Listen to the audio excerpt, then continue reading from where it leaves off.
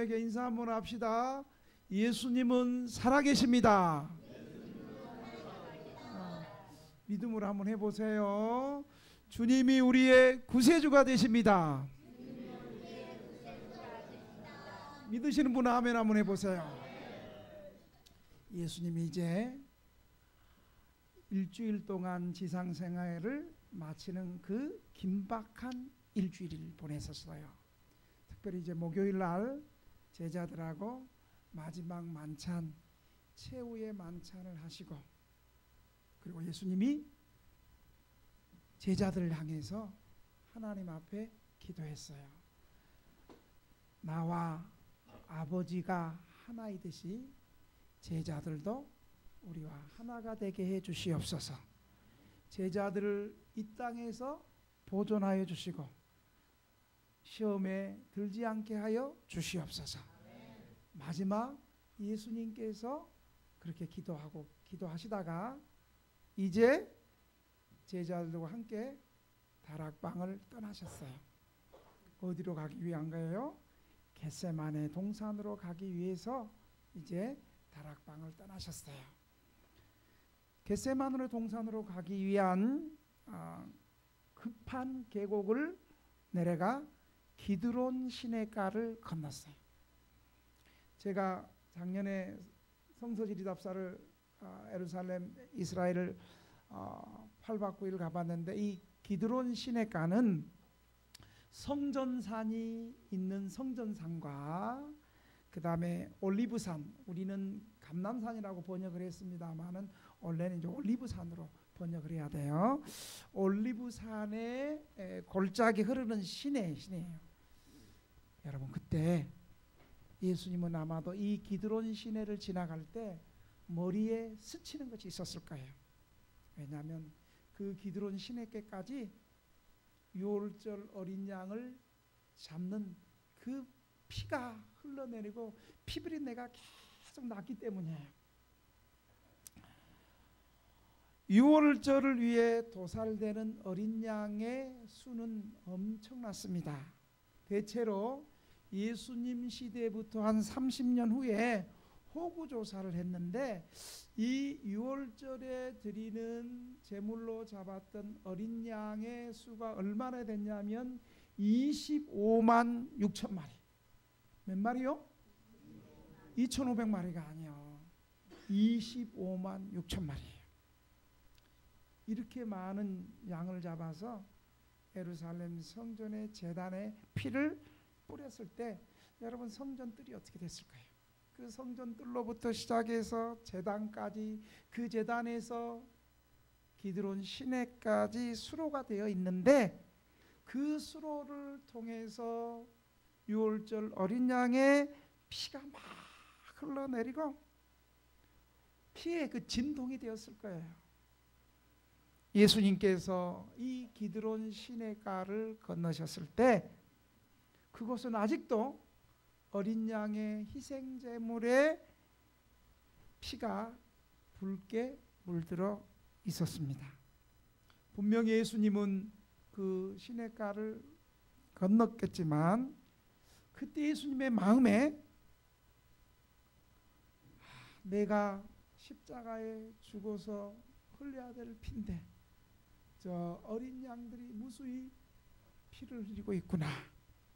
내가 죽어야 될 저 피인데, 아마 이 생각이 기드론 시내가에서 그 수로를 통해서 흘러나오는 25만 6천 마리의 그 피 진동 소리가 예수님의 죽으심에, 예수님의 십자가의 피 흘리심을 더 강하게 예수님의 마음을 재촉했을 것입니다.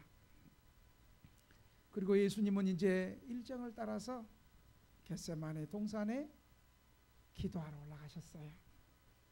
겟세마네 동산에 도착했는데 그때 예수님의 12제자 가운데 하나 누구예요?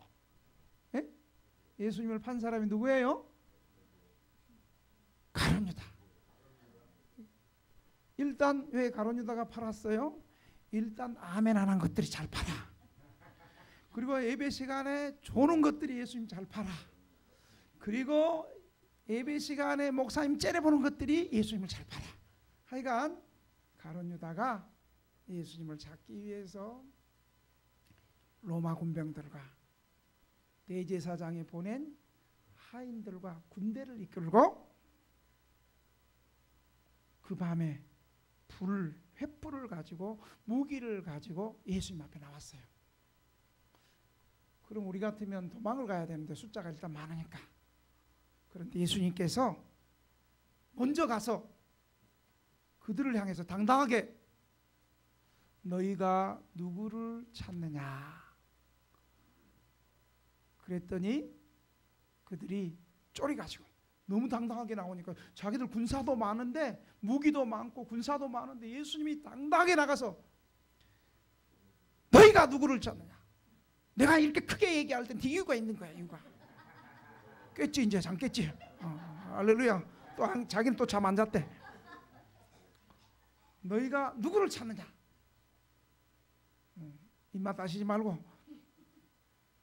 그러니까 그들이 나사렛 예수다라고 말할 때 예수님이 뭐라는 줄 아세요?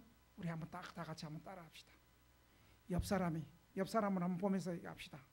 좀 권세 있는 목소리로 내가 그러다. 시작. 내가 그러다. 예수님께서 수많은 군인들과 대제사장이 보낸 또 하인들과 군인들과 횃불을 들고 무기를 들고 있는데 쫄이지 않고 먼저 예수님이 너희가 누구를 찾느냐. 그리고 나서 내가 그러다. 예수님의 말 한마디에 놀라운 역사가 벌어졌어요. 그 소리를 듣자마자 그냥 그들이 뒤로 물러서 땅에 팍 엎드려졌어요.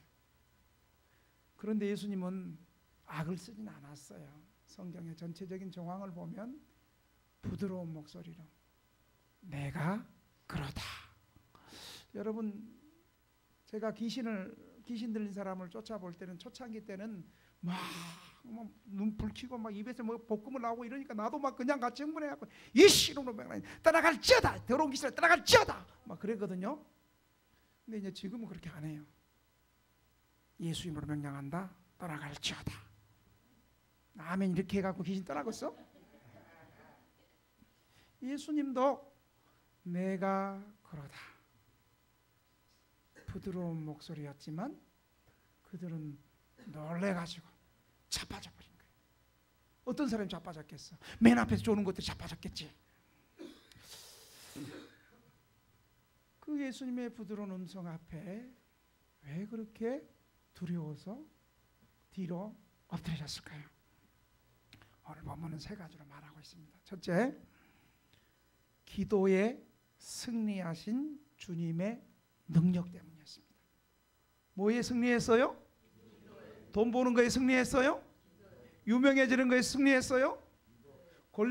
높은 권력에 올라가는 게 승리했어요? 어디에 승리했어요? 기도에 승리하신 주님의 능력 때문에 그들은 뒤로 자빠져 버렸어요. 여러분, 기도에 승리한 사람은요, 고요히 있기만 해도 세상이 감당치 못하는 거예요. 보통 일반 신자들도 기도에 승리한 사람은 고요히 있기만 해도 세상이 감당치 않는 거예요. 오늘 예수님께서 1절에 동산에 올라가신 이유가 바로 나는 자연인이다. 아이고 경치 좋다. 이렇게 올라간 게 아니에요. 도시의 콘크리트 매연에 수많은 사람들 복잡한 그거 피해서 야외에 가신 것이 아니고요. 예수님은 생명을 걸고 십자가 지기 위해서 기도하러 올라가셨다는 사실을 여러분 믿으시기 바랍니다. 우리도 옆 사람에게 옆구리 찌르면서 기도에 승리합시다. 시작.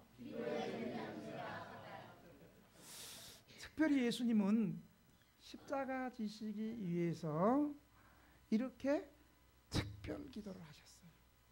여러분, 우리가 기도에 승리하기 위해서는 깨어서 정신을 차리기 위해서 예수님처럼 이렇게 특별하게 어려운 일 당할 때도 기도하러 올라가고 이렇게 특별한 문제가, 평소에도 기도하는 게 중요하지만 이렇게 큰 일을 앞두고는 예수님처럼 이렇게 기도하러 올라가야 될 줄로 믿습니다. 예수님을 배반하고 잡아줄 유다가 이 겟세마네 동산에 예수님이 제자들하고 같이 갔고, 유다도 알아요. 예수님은 이 겟세마네 동산에 올라가면 유다가 예수님 자신을 잡으러 올 걸 뻔히 알아요. 오늘 본문도 그렇게 말하고 있어요. 뻔히 아는 그 자리에 예수님이 가신 거예요. 이것은 예수님께서 이 십자가를 지시되 마지못해서, 힘이 없어서, 두려워서 억지로 십자가 지신 것이 아니라 스스로 자원하셔서 십자가 지셨다는 사실을 여러분 기억하시기를 바랍니다. 예수님은 고난받을 각오가 있었던 거예요. 위대한 종교개혁자 칼빈은 이 예수님의 모습을 이렇게 얘기했어요. 이것을 보아서도 예수께서 잡히신 것과 죽으신 것은 마지못해서 그렇게 하신 것이 아니라 자원하셔서 한 것임을 알 수 있다. 이런 의미의 순종이 아니었다면 구속 사업은, 우리의 구원 사업은 성취되지 못하였을 것이다 라고 칼빈은 예수님의 십자가를 이렇게 설명했습니다. 여러분, 우리가 이 세상 살면서 몸도 건강해야 되고, 그리고 경제생활에도 우리가 잘해야 되고, 그리고 우리가 나름 우리의 입지를 세상에 잘 드러내는 것도 중요하지만, 한번 따라합시다. 우리는 신자는 기도에 승리합시다. 여러분, 기도에 승리한다는 것을 여러분 우리가 잘 이해해야 되는데, 예수님께서 기도에 승리하시는 것을 이렇게 보면, 기도에 승리한다는 것은 막 기도 많이 해가지고 영빨이 강력해서 손 대면 그냥 뒤로 자빠지고, 이것을 우리가 생각을 많이 하는데, 예수님의 모습, 그런 모습이 있어요. 영권이 있어요. 그러나 좀 더 차원 높은 기도는, 기도에 승리하는 것은 예수님의 모습을 보니까 기도 많이 하고 승리한 모습은 어떤 모습이냐면, 하나님 앞에 내 자신이 지는 거예요. 아멘. 다시 말하면 하나님께 나의 욕심과 나의 자아와 나의 의지가 꺾이고 정복되어지는 기도가 곧 승리의 기도라는 사실을 여러분 믿으시기 바랍니다. 그래서 예수님도 겟세마네 동산에서 기도를 열심히 간절히 해서 땀방울이 핏방울이 되기까지 한 기도의 내용이, 아버지여 내 원대로 내 마음대로 마시고 아버지의 원대로 하옵소서. 예수님의 기도가 그런 기도였어요. 여러분, 내 아버지여 내 원대로 마옵시고 아버지의 원대로 하옵소서. 이런 기도의 승리의 결론이 오려면요, 어떻게 해야 되는지 아세요? 기도를 많이 해야 돼요. 기도하는데 시간을 많이 투자해야 돼. 그리고 기도가 간절해야 돼. 내가 왜 이쪽을 보고 이쪽이 기도가 간절히 안 하나 봐 지금 보니까. 근데 이쪽을 보니까 그런 것 같아. 그렇다고 해서 또 본당에 있는 여러분들이 또 전혀 안 그런 건 아니야. 또 여러분, 예수님 같은 기도, 내 자신이 정복되어지고 내 뜻이 하나님의 뜻에 순종하고 그러려면 여러분 기도에 시간을 많이 내야 되고, 여러분 우리는 핸드폰 보는데 시간 많이 내잖아. 한 번 보면 어떻게 그 핸드폰이 내가 좋아하는 대로 그냥 계속 가. 어떻게 핸드폰이 안세영 경기를 한번 보면 계속해서 작년 재작년에서 우승한 게 계속 나와. 여러분, 우리는 기도에 시간을 많이 할애해야 됩니다. 그리고 간절히 기도해야 되고, 힘써서 기도해야 되고, 애써서 기도해야 되고, 수고로운 기도해야 되고, 응답될 때까지 기도해야 되고, 아멘 할 때까지 기도해야 되고, 안 좋을 때까지 기도해야 되고, 강사 안 째려볼 때까지 기도해야 되는 거예요. 우리 자신이 하나님 앞에서 산산이 깨어지고, 그리고 우리 자신이 하나님 앞에 패배를 경험해야 됩니다. 여러분, 그러나 이건 쉬운 일이 아니에요. 여러분, 우리의 죄악성이요, 우리는 태생적으로 악한 죄의 본성을 가지고 있기 때문에 우리가 아무리 많이 기도했다 할지라도, 우리가 아무리 하나님 앞에 헌신하는 많은 삶을 살았다 할지라도, 내가 큰소리 치고 설교하면 안 된다고 그래놓고 또 쳐요. 우리의 죄악성은 우리의 내장에 깊이 뿌리 박고 있는 창질과 같은 거예요. 우리가 기도를 많이 해서 기도가 응답되고 승리한 것 같기도 하고, 또 우리가 어떤 제약을 끊기 위해서 기도 많이 해서 제약이 끊어지기도 하고, 또 이렇게 은혜를 많이 받아서 승리한 것 같기도 하지만, 그러나 아직도 나를 죽이고도 남는 또 다른 제약이 우리 마음속 깊은 곳에 진치고 있다는 것을 기도할 때 깨닫는 거예요. 기도 안 하면 못 깨달아. 그래서 사도 바울은요, 사도가 되고 제3차 전도여행까지 간 후에 로마서 7장 21절부터 24절까지 이런 고백을 해요. 이건 불신자의 고백이 아니에요. 그러므로 내가 한 법을 깨달았노니 곧 선을 행하기 원하는 나에게 악이 함께 있는 것이로다. 내 속사람으로는 하나님의 법을 즐거워하되 내 지체 속에 한 다른 법이 내 마음의 법과 싸워 내 지체 속에 있는 죄의 법으로 나를 사로잡는 것을 보도다. 오호라, 나는 공고한 사람이로다. 이 사망의 몸에서 누가 나를 건져내라. 그러므로 우리는 기도에 깨어 계속해서 힘써 기도해야 될 줄로 믿습니다. 두 번째로, 예수님께서 내가 그러다 할 때 그들이 뒤로 자빠 쓰러진 것은 주께서 하나님 앞에 제물이 되었기 때문입니다.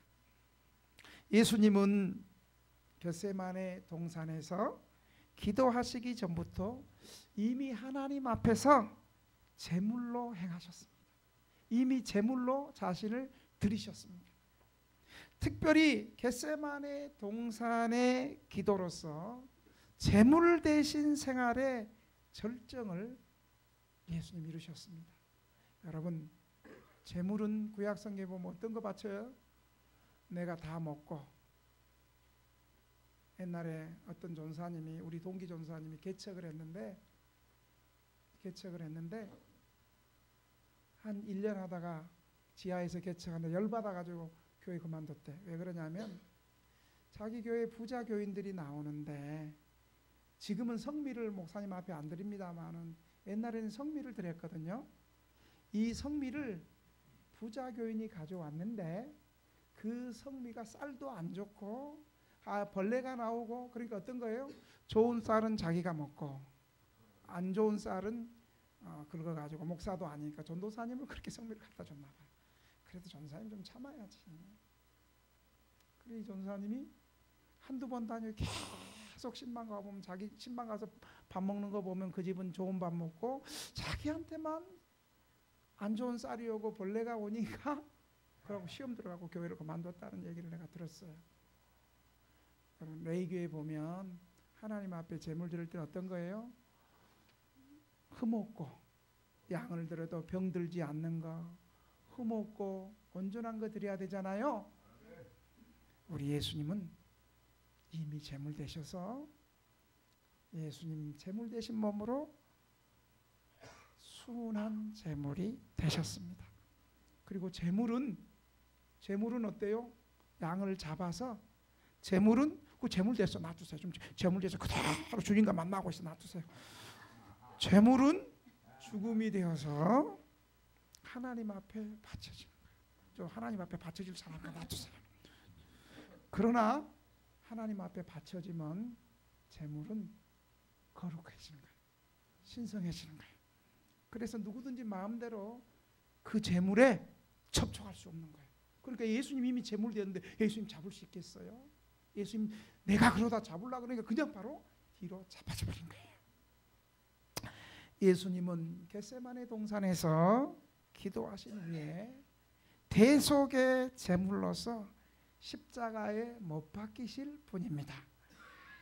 그는 세례 요한이 얘기한 것처럼 세상 죄를 지고 가는 하나님의 어린 양이십니다. 그래서 특별히 예수님의 온유하신 성품을 마태복음 12장 18절에서 21절 이렇게 말합니다. 보라, 내가 택한 종, 그의 마음에 기뻐하는 바 내가 사랑하는 자로다. 내가 내 영을 그에게 줄 테이니 그가 심판을 이방에 알리라. 그는 다투지도 아니하며 들레지도 아니하리니 아무도 길에서 그 소리를 듣지 못하리라. 상한 갈대를 꺾지 아니하며 꺼져가는 심지를 끄지 아니하기를 심판하여 이룰 때까지 하리니 또한 이방들이 그의 이름을 바라리라 함을 이루려 하심이니라. 이제 예수님께서 제물 되신 거로 그와 같이 하나님의 모든 종들도 하나님 앞에 제물돼야 돼요. 우리가 예배 나올 때 예수님의 십자가로 이제 우리가 제물을 드리지 않고 예수님의 십자가의 은혜로 우리 예수님 앞에 나올 때 우리의 마음이 내가 제물되었다 이런 마음으로 주님 앞에 나와야 돼. 그냥 예배 시간에 그냥 핸드폰만 삐리리 하고 또 그 다 받고 제물돼서 이미 죽었는데 어떻게 핸드폰 받아. 그러다가 또 저 가서 또 뒤에 나가가지고 커피 먹는다고 삐리리리 가고 제물이 아니야. 그렇다고 또 화장실 가고 싶다고 또 삐리리리 또 화장실 가고 제물이 아니야. 우리가 예수님처럼 어린 양같이 부드럽고 아무런 대항의 행동을 취하지 않아도 사실상 우리는 하나님의 능력의 그릇이 된다는 사실을 믿으시기 바랍니다. 물론 우리와 예수님의 차이는 분명히 있어요. 예수님은 자신의 몸이 제물이 되어서 온 세상의 속죄의 능력을 예수님은 가져다 주셨어요. 그러나 우리는 속죄의 능력을 가져들 제물은 아니에요. 그러나 우리가 예수님의 속죄를 믿고 감사하는 감사의 제물이 되어야 하는 거예요. 우리가 감사의 제물이 되는 것도 양같이 온유하게 행할 때 이루어지는 거예요. 교역자로 헌신하고 또 성도가 되는 사람의 속이 제물로 쓸 수 없는 일이나 쏘는 정갈이나 마음이 흉악한 짐승 같으면 하나님이 받아주시겠어요? 우리의 마음이 어떻게 해야 돼요? 하나님 앞에 나올 때 양과 같이 온유한 그 생활은 하나님께 제물된 헌신의 표예요. 그게 헌신자가 되는 거예요. 곧 제물이 된 자를 통하여 하나님은 능력 있는 역사를 행하신다는 사실을 믿으시기 바랍니다. 그런 사람 보면 나도 저 집사님처럼 살아야지. 나도 저 목사님처럼 저렇게 살아야지. 하나님 앞에 이렇게 제물되고 헌신된 사람들은 그냥 큰 소리 뭐 안 해도 그 모습 자체가 은혜의 능력이 나타나는 줄 믿으시기 바랍니다. 세 번째로 내가 그러다 할 때 그들이 뒤로 팍 자빠졌던 것은 예수님의 능력과 권세가 충만했기 때문에 우리가 좀 이 예수님의 능력과 권세로 우리 등대교회도 충만해지시기를 주의 이름으로 축원합니다. 예수님께서 그곳에 홀로 고립되어 무장하지 않는 상태로 예수님 서 계셨어요. 그들은 예수님을 잡으러 온 가룟 유다와 로마 군병과 대제사장이 보낸 하인들은 수백 명의 군사와 무기로 무장하고 모두 방비하고 왔어요. 그런데 성경에 보니까 이때 쓰였던 이 군대라는 단어를 좀 찾아보니까 뭐라고 되어 있냐면 스파이라라는 단어를 쓰고 있어요. 스파이라. 이 단어가 올바르게 쓰일 때가 몇 가지 있는데 이 단어는 로마의 보병을 뜻하는 헬라어 보병대로 600명의 군사를 구성할 때 이 스파이라는 단어를 썼어요. 또 그것은 또 예비적인 보병대에게 약 1000명으로 구성되는데 240명의 기병대와 760명의 보병대로 구성될 때도 이 스파이라는 단어를 썼는데, 이 중에서 오늘 본문에 쓰여졌던 이 단어는 240명의 기병대로 구성되는 소대로 불리는 파견대에 쓰였어요. 몇 명요? 240명. 6월절 무렵 예루살렘 성전에는 언제나 임시로 군대가 파견되어 성전을 내려다볼 수 있는 안토니아의 탑에 주둔하면서 예수님을 잡기 위해서 이 군대를 산헤드린 공회하고 짜서 보낸 거예요. 하지만 그들은 이렇게 240명의 특수부대로 무장했지만 예수님과 마주칠 때 뒤로 물러서서 땅에 엎드려졌습니다. 왜요? 그 순간 어떤 예수님의 강력한 능력과 권세가 예수님에게 흘러 넘쳤기 때문입니다. 예수님에게는 능력과 권세로 충만해져서 전적으로 고립 상태에 있는 예수님을 모든 것을 갖추고 있는 로마의 군대의 세력보다도 훨씬 강력한 능력과 권세가 예수님의 몸에서 흘러 넘쳤다는 사실을 여러분 믿으시기 바랍니다. 이것은 마치 빛 앞에서 어두움이 물러갈 수밖에 없는 것입니다. 이것은 이때 예수님의 말씀이 능력으로 위로 있게 큰 권능의 말씀으로 권세 있게 나타난 것이에요. 예수님 이때뿐만 아니에요. 예수님은 공생에 계실 때 회당에서 설교할 때도 귀신이 예수님의 설교를 듣다가도 귀신이 그냥 예수님의 권능과 능력 앞에서 귀신이 떠나가는 역사도 있었어요. 예수님은 평소에도 그랬지만 공생의 마지막을 마칠 때도 예수님은 성령의 능력으로 충만해져 있었다는 사실을 믿으시기 바랍니다. 그래서 사도행전 10장 38절에 보면 예수님에게는 예수님의 사역을 설명할 때 예수께서 성령과 능력이 기름부터 부어졌다고 했어요. 그래서 예수님께서 돌아다니면서 선한 일을 하며 병 고치고 선한 일을 행하시니 이는 하나님이 예수님과 함께함이라. 예수님에게는 성령과 능력이 기름부터 부어졌어요. 여러분, 우리 시대에 성령의 능력을 사모하는 성도들이 됩시다. 정말 우리 시대에 성령님 사모하고 기도의 권능을 사모하고 은혜를 사모하고 이런 성도들이 교회에 많고 이런 성도들이 공동체에 가득하고 이런 사람들이 민족 가운데 많을 때 개인과 교회와 공동체와 민족이 성령으로 충만해진다는 사실을 믿으시기 바랍니다. 주님께서 이렇게 능력의 말씀으로 권세 있게 나타내므로 주님의 제자들도 주님의 말씀이 이렇게 죽은 자도 살을 수 있고 마침내 악인들도 쉽게 심판할 수 있다는 것을 제자들이 봤을 거예요. 칼빈은 이 모습을 이렇게 또 정의했어요. 그리스도께서 내려다 하시는 간단한 말씀으로도 이렇게 큰 권능을 나타내신 것은 이사야 11장 4절의 말씀의 성취를 보여주는 것이다. 이 중요한 말씀을 내가 PPT하는 사람한테 깜빡 잊고 안 줬어. 이사야 11장 4절은 이렇게 말씀해요. 잘 들어보세요. 공의로 가난한 자를 심판하며 정직으로 세상의 겸손한 자를 판단할 것이며 그의 입에 막대기로 세상을 치며 그의 입의 기운으로 악인을 죽일 것이며. 이 말씀이 예수님께서 칼빈은 내가 그러다 할 때 이 구약 성서의 말씀이 이루어졌다는 거예요.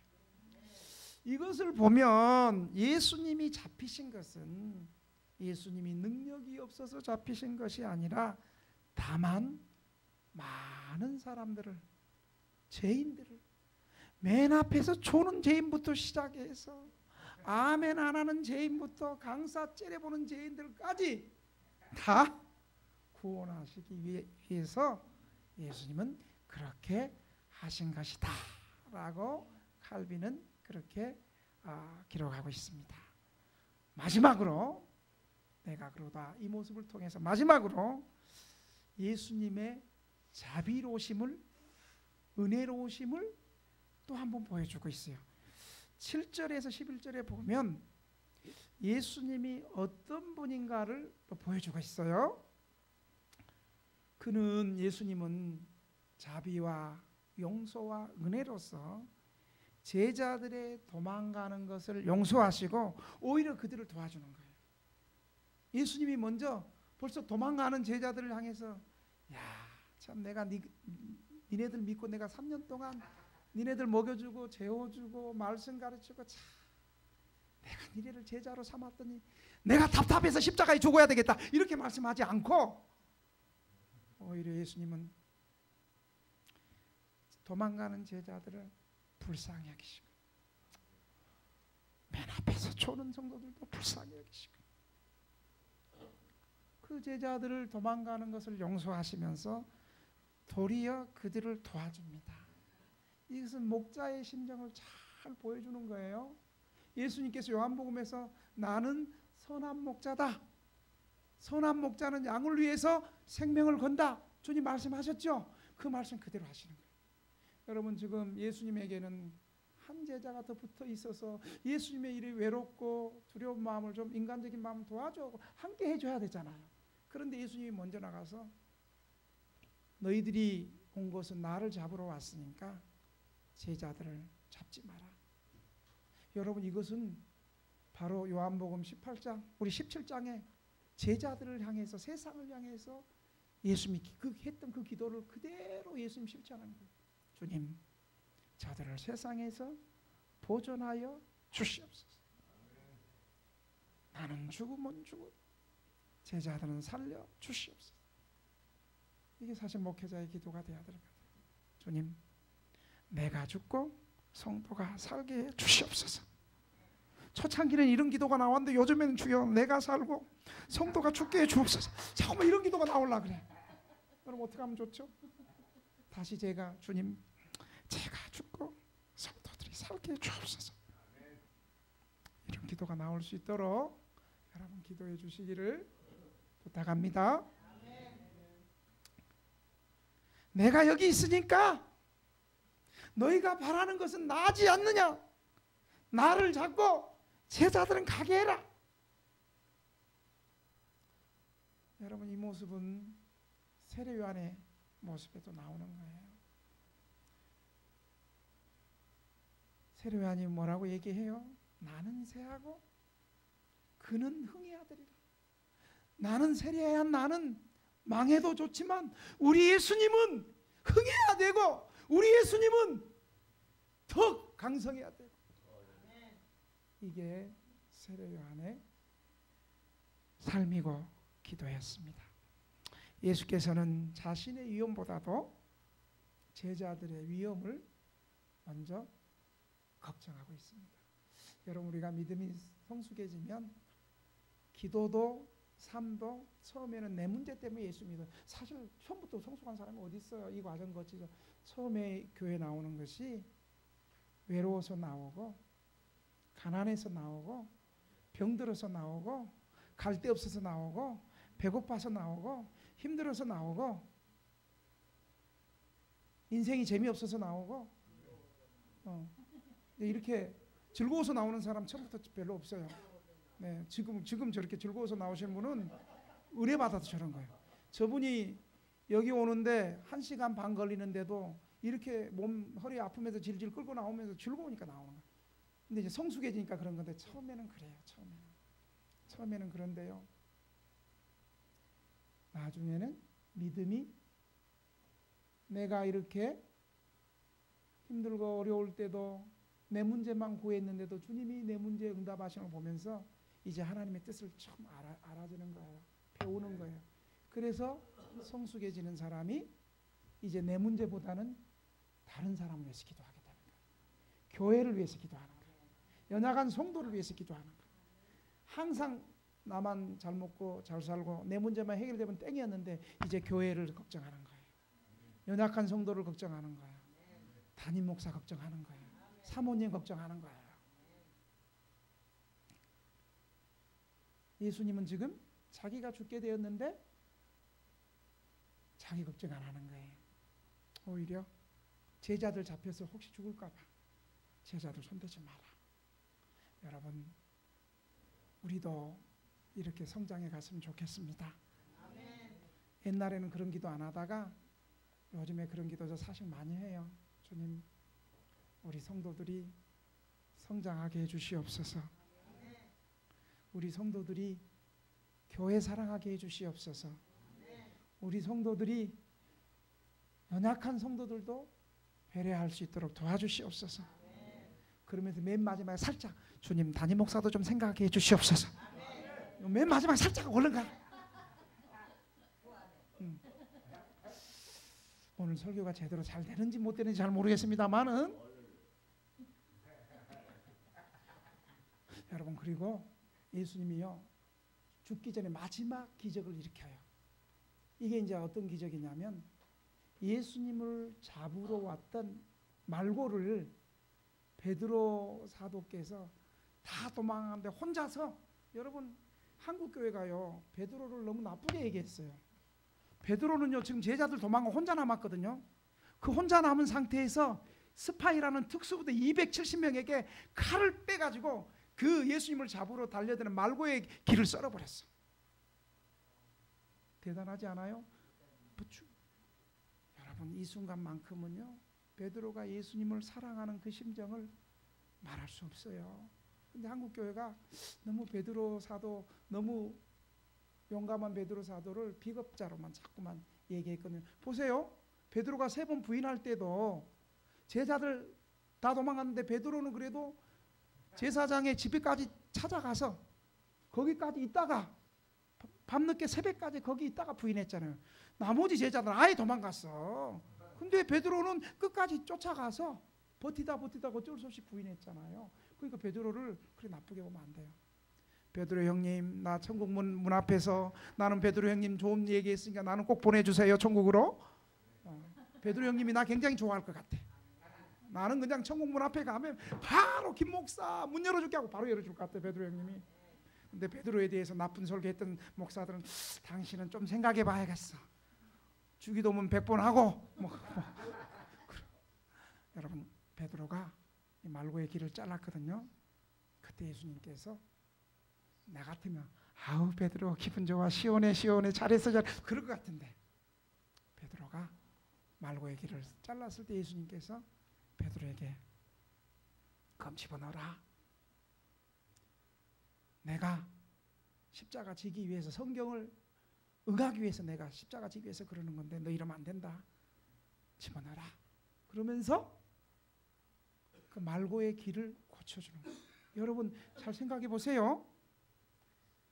말고는 평생 노예로서 살아왔어. 자기 주인이 시키면 시키는 대로 하고, 그 당시 노예는요 병들면 버려버리는 거예요. 이렇게 만약에 말고가 기떼기 쓰러졌죠. 이대로 놔두면 그 대제사장 집에서 말고 버려버렸을 거예요. 그런데 예수님께서 죽음 직전에 마지막 순간까지 하찮은 말고의 길을 고쳐주면서, 말고가 어떤 마음이 들었겠어요.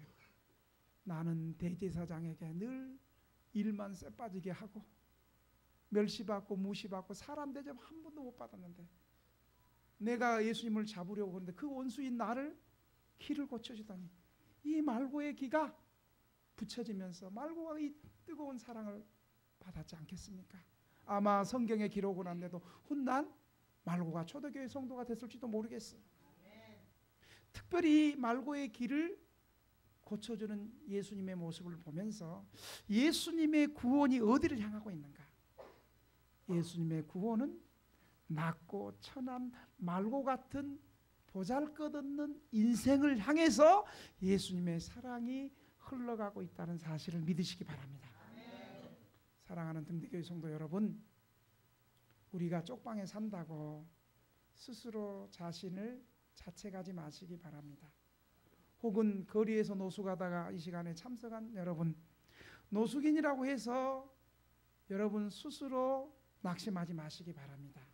오히려 예수님은 말고처럼 천한 사람들, 사람 대접받지 못하는 사람들을 마지막 죽기까지 구원해 주시는 예수님의 사랑을 통해서 우리처럼 낮고 천한 인생을 주님 사랑하셔서 우리를 하나님 나라의 존귀한 일꾼으로 삼아 주실 줄을 여러분 믿으시기 바랍니다. 우리 오늘 받은 말씀을 생각하면서 한번 통성으로 주여 우리도 기도에 힘쓰게 하여 주시옵소서. 우리도 기도의 능력과 권세로 충만케 하여 주시옵소서. 주여 우리도 은혜의 제물이 되게 하여 주시옵소서. 주님의 이 자비로우신 은혜 앞에 흔들리지 않고 믿음으로 살게 해 주시옵소서. 주님 한번 부르고 소리내서 한번 3분 동안만 통성으로 한번 기도해 봅시다. 주님 한번 부릅시다. 주여